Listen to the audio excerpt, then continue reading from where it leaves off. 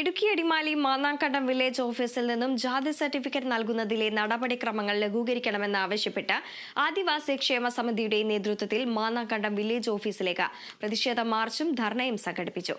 ആദിവാസി ക്ഷേമ സമിതി ഏരിയ രക്ഷാധികാരി ചാണ്ടി പി അലക്സാണ്ടർ ഉദ്ഘാടനം ചെയ്തു.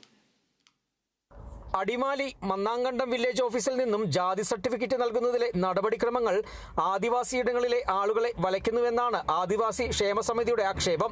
ഈ നടപടിക്രമങ്ങൾ ആദിവാസി സമൂഹത്തിന് വലിയ പ്രായോഗിക ബുദ്ധിമുട്ട് സൃഷ്ടിക്കുന്നുവെന്നും പരാതി ഉയരുന്നു. ഈ സാഹചര്യത്തിലാണ് ജാതി സർട്ടിഫിക്കറ്റ് നൽകുന്നതിലെ നടപടിക്രമങ്ങൾ ലഘൂകരിക്കണമെന്നാവശ്യപ്പെട്ട് ആദിവാസി ക്ഷേമ സമിതിയുടെ നേതൃത്വത്തിൽ മന്നാങ്കണ്ടം വില്ലേജ് ഓഫീസിലേക്ക് പ്രതിഷേധ മാർച്ചും ധർണയും സംഘടിപ്പിച്ചത്.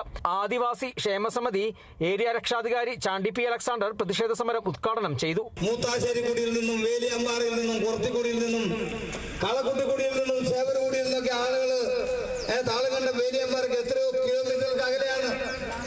അപ്പൊ ഇങ്ങനെ കിടക്കുന്ന ആളുകൾ ഇവിടെ വന്ന് സർട്ടിഫിക്കറ്റിന് വേണ്ടി വന്നാൽ രണ്ട് ജാമ്യക്കാരെ കൊണ്ടുവരണം. എവിടുത്തെ നിയമമാണത്?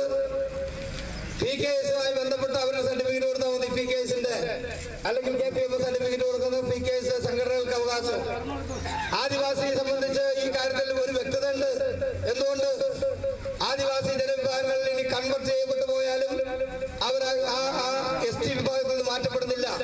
ആദിവാസി ക്ഷേമസമിതി അടിമാലി ഏരിയ പ്രസിഡന്റ് ഗോപിരാമൻ പ്രതിഷേധ സമരത്തിൽ അധ്യക്ഷത വഹിച്ചു. Area secretary MR Deepu, CD Shaji, TK Sudesh Kumar, CD Augustine എന്നിവർ സംസാരിച്ചു. Kerala vision news, Idukki.